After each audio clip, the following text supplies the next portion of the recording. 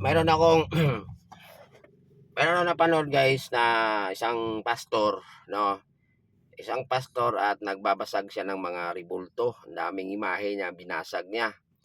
Isa sa mga, at saka may mga picture pa. Ang mga nakikita ko doon, Senyor Santo Niño, Mama Mary, tapos may senior din na maliit. Basta sa mga ribulto siya. Tapos may mga picture pa siya na pinunit niya, no? Ayun, at mayroon siyang pinapaliwanag, no, na nababasa sa Biblia. So, yun ang nakikita ko sa talagang yung video, tinapos ko talaga simula hanggang sa dulo, tinapos ko talaga. At ako'y magbabahagi lang din, no, tungkol diyan sa mga ribulto na yan. Ito real, totoong nangyayari sa mga gumagawa nito. Ayun kasi guys, no, yung mga ribulto na yan ay sayaw nyo mat sa gusto, no. Yang mga nakaokit na mga mukha dyan, yan talaga yung mga larawan ng ating Panginoong Diyos, no. Ngayon, siyempre, pag binasag nyo yan or sinunog nyo yan, siyempre magagalit talaga yung may-ari niyan. Kahit kayo, no, yung picture nyo punitin o di kayo nagpagawa kayo ng ribulto nyo, tapos sisirain, babasagin, talagang magagalit kayo. Ganun din ang nararamdaman doon sa nagmamayari niyan. Ganito guys, mayroon lang ako ikikwento sa inyo na nagbabasag din siya ng ribulto. Isang beses, no, long time ago, ano na natin, isang beses guys, ang mayroong mag-asawa. Mayroong mag-asawa, tapos sa loob ng kanilang bahay ay mayroon silang isang imahe na mamamire. Bukod tanging isa lang ang kanilang ribulto sa loob ng bahay nila, si Mama Mary lang. Tapos isang araw, nag-aaway sila ng mag-asawa. Ngayon, sa sobrang galit niya guys, hindi niya kaya, dahil sa pagmamahal ng kanyang asawa, dahil na mahal niya ang kanyang asawa, hindi niya magawang saktan ng kanyang asawa. Hindi niya magawang saktan. So ang ginagawa niya guys, sa sobrang galit niya sa kanyang asawa, binunton niya yung galit niya doon sa imahe ng Mama Mary sa loob ng kanilang bahay. So dahil sa sobrang galit niya sa kanyang asawa, binaling niya yung galit doon sa ribulto ni Mama Mary. Ang ginawa niya, binasag niya. Winasak niya, sinira niya, pinukpok niya na kung anong martilyo siguro ang pinukpok niya. And after nun guys, nung ginawa niya yon, wala na yung Mama Mary kasi durog na sira na, wasak na, siguro tinapo na. And after nun guys, after mga isang linggo mahigit, nagkaroon siya ng sakit. Nagkasakit siya guys, tapos hindi niya maigagalaw ang kanyang katawan. Ni parte sa kanyang katawan hindi maigagalaw kahit kanyang mga daliri. So ang ginawa niya, siyempre nagkasakit, nagpa-admit siya sa doktor. Lumalabas doon sa examen ng mga doktor, walang findings ang kanyang sakit. So dahil walang finding at medyo naubusan na rin, kinapos na rin sa pera, kaya hindi na makapagpagamot sa hospital. So ang ginawa nila, pumunta sila sa manggagamot. Then pagdating niya doon sa manggagamot, sinabihan siya doon sa manggagamot na ang laki ng nagawa mong kasalanan. So ngayon nag-isip-isip siya kung anong kasalanan niyang nagawa. Sinabihan siya doon na, "Ano ang ginawa mo doon sa Mama Mary sa iyong bahay?" Sinabihan siya doon sa manggagamot. Yun, sinabi niya, winasak niya. Yun, winasak, dinurog, binartilyo, no? Basag. Ayun, tapos sinabihan siya na, yung nga, ikinuwento sa kanya bakit nalalaman ng manggagamot tungkol doon sa ginawa niya doon sa rebulto ni Mama Mary. Sinabihan siya, binasag mo yung ganun, imahe. So, sabi ng after noon, hindi siya ginamot. Hindi siya ginamot sa kanyang sakit doon sa pinuntahan nilang manggagamot. Ang sabi sa kanya ng manggagamot, hindi namin hindi namin hindi hindi hindi namin kayang pagalingin ang sakit mo. Kasi yung nagbigay ng sakit mo ay yung may-ari ng rebulto na binasag mo. Kaya wala kaming kakayahan. Ganun ang nangyari guys, no? Dahil lang doon sa sobrang galit niya doon sa kanyang asawa, binunton niya yung galit niya doon sa imahe ni Mama Mary, binasag niya. And after 1 week yata mahigit, nagkasakit siya. Ayun, sinabihan siya na hindi kayang gamutin ng manggagamot kasi yung nagbigay sa kanya ng sakit, yung may-ari na rebulto na binasag niya. So, ang ibig sabihin, alam nyo na kung ano yung ibig kong sabihin. No? Sino ba yung rebulto na binasag niya? And mayroon pang isa. Mayroon pang isa guys. Mayroong isang babae. Magpamilya din. Sagana sa buhay. Maganda ang trabaho ng kanyang asawa. Mayroon siyang negosyo. Ang dami niyang lupain. Mayroon siyang mga paupahan na mga paupahan. Mayroon siyang mga paupahan.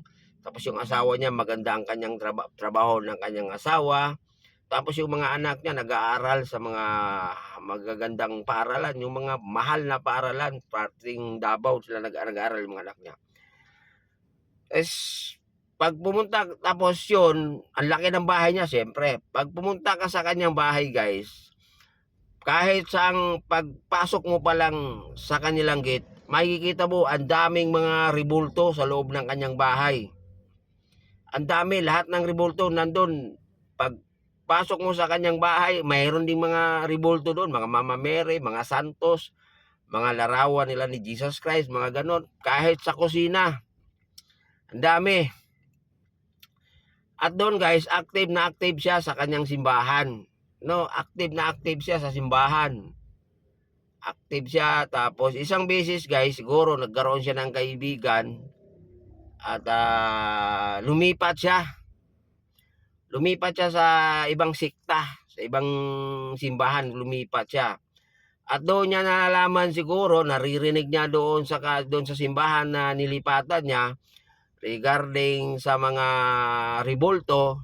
So nang dahil doon, ang ginawa niya guys, lahat ng kanyang rebulto sa loob at labas ng kanyang bahay, nilalagay niya sa basurahan. Hindi niya binasag, no, nilagay niya lang sa basurahan lahat. Nilagay niya lahat doon. Alam mo kung ano nangyari sa kanya? After na mga ilang linggo, nagkasakit siya. Nung nagkasakit siya, siyempre mapera siya, no? Nagpagamot siya sa mga hospital. So, ganun din, walang findings ang mga doktor kung ano yung sakit niya. So, dahil gusto niyang gumaling, at may pera naman siya, pabalik-balik siya sa hospital hanggang sa dahil gusto niyang gumaling, naibenta niya yung mga ari-arian niya dahil pantustos niya doon sa kanyang sakit. Yung bahay niya, naibenta niya, yung kanyang mister nawalan ng trabaho. Yung kanyang negosyo nalugi. No, nalugi yung kanyang negosyo dahil yun nga siguro nababayaan na dahil nagkasakit siya at yung kanyang mga anak natigil sa pag-aaral dahil wala nang pangtustos sa Hindi niya siguro kayang tustusan yung pag-aaral ng kanyang mga anak, natigil at nagkahiwalay sila ng kanyang asawa. Hanggang sa dumating yung punto guys na kahit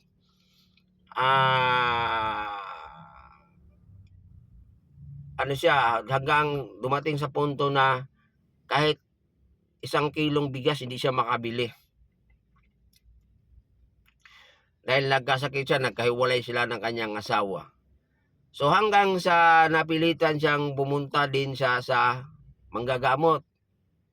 Yung pinuntahan niyang manggagamot, doon din siya pumunta doon sa una kong kwento. No, yung una kong sinabi. Yung nga, yung mag-asawa, nag-aaway. Pumunta din siya doon din sa manggagamot na yun. At doon, sinabihan siya doon sa manggagamot na ganito ang ginagawa mo sa mga rebolto mo. Nagtataka siya ngayon bakit nalalaman ng manggagamot na ang kanyang mga rebolto sa loob ng kanyang bahay ay nilagay niya sa basurahan. No? At katulad lang din ng sinabi sa kanya. Katulad lang din ang sinabi sa kanya na hindi namin kayang gamutin ang iyong sakit dahil yung nagbigay sa amin ng kaalaman na kasi yung nagbigay sa amin ng paano ba ko sabihin, nagbigay sa amin ng kakayahan na manggamot kami ay ganito na lang, nahirapan ako sabihin guys, no. Sinabihan siya na ang nagbigay sa iyo ng sakit ay yung may-ari ng mga rebolto na nilalagay mo doon sa basurahan. So hindi namin kayang gamutin ang sakit mo. Kasi yung nagbigay sa amin ng kakayahan na manggamot ay yun din ang nagbigay, yun din yung may-ari ng mga rebolto. Yun ang sabi ng manggagamot, no. Nahirapan ako Tagalog kasi. Sa Bisaya pa guys, no, ang naghatag sila og kakayahan nga manambal sila katong katupong sila tong mga tag-iya sa mga rebolto nga iyang gibutang sa basurahan. So dahil sa gusto niyang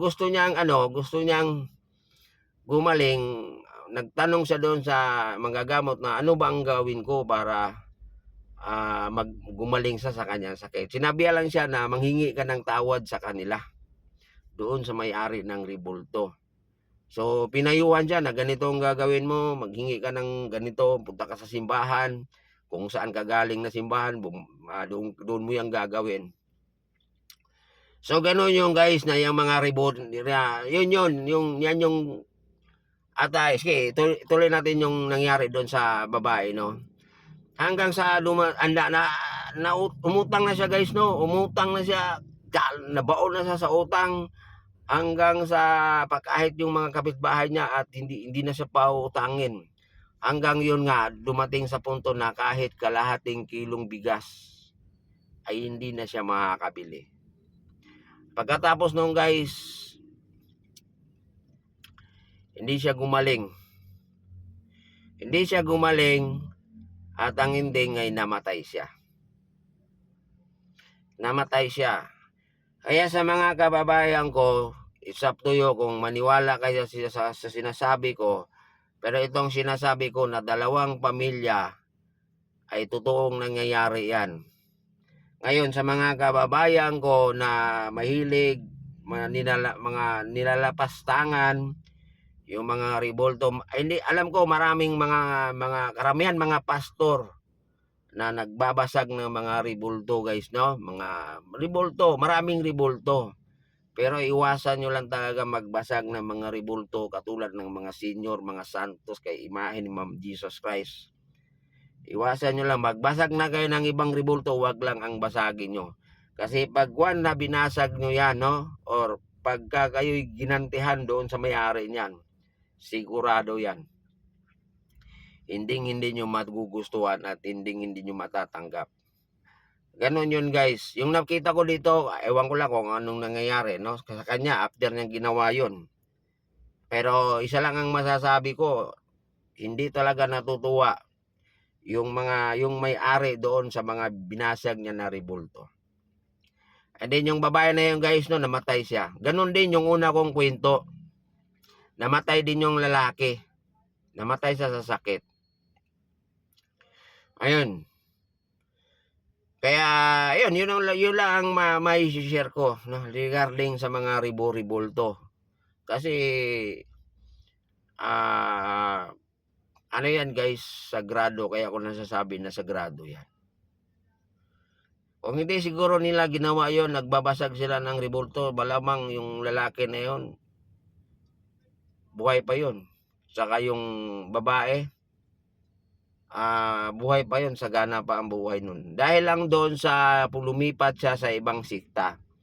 At nakakarinig siya doon ng regarding sa mga rebulto. So ang ginawa niya, tinapon niya sa basurahan. Doon lang din sa loob ng kanyang bahay, yung kanyang mga rebulto. Kaya lang, nandun na sa basurahan. And after doon, ganun ang nangyari sa kanya. Nawala sa kanya lahat. Kung ano yung mayroon sa, nawala lahat. Hanggang sa, yun, asawa, anak niya, nawala. At ang ending doon, namatay siya. Kaya kayong mga gumagawa ng mga ganyan sa mga rebulto, maglalampas-tangan kayo.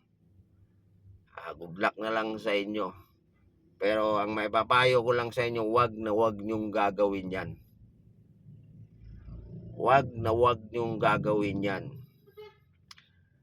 Dahil, di ba? Ang tao, kaya niyang i-drawing ang kanyang mukha. Di ba? Kaya niyang i-drawing. Ganun din ang Panginoong Diyos, guys. Kaya niyang i-drawing ang kanyang mukha sa pamamagitan ng isang tao. No? Bigyan niya ng kaalaman yung isang tao na isisilang siya sa mundo na wala siyang ibang misyon kundi iukit niya ang larawan ng ating Panginoong Diyos. Tapos ikaw naman, sisirain mo yung larawan ng mga Senior Santo Niño, mga santos, Jesus Christ. Ay may paglalagyan ka sa kanila. Kaya sa mga nagsasabi regarding against sa mga rebulto, mag-ingat kayo dyan. Yun lang may papayo ko. Ang masasabi ko sa inyo.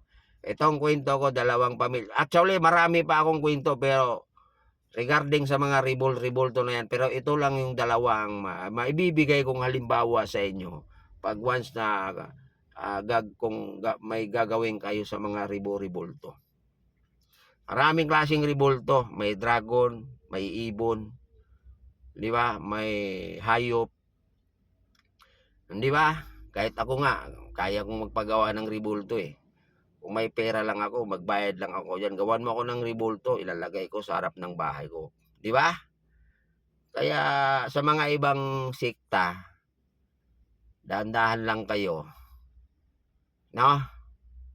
Regarding sa mga rebulto. Na kung saan ay pag nakakita kayo ng rebulto ay galit na galit kayo. Ingat kayo dyan.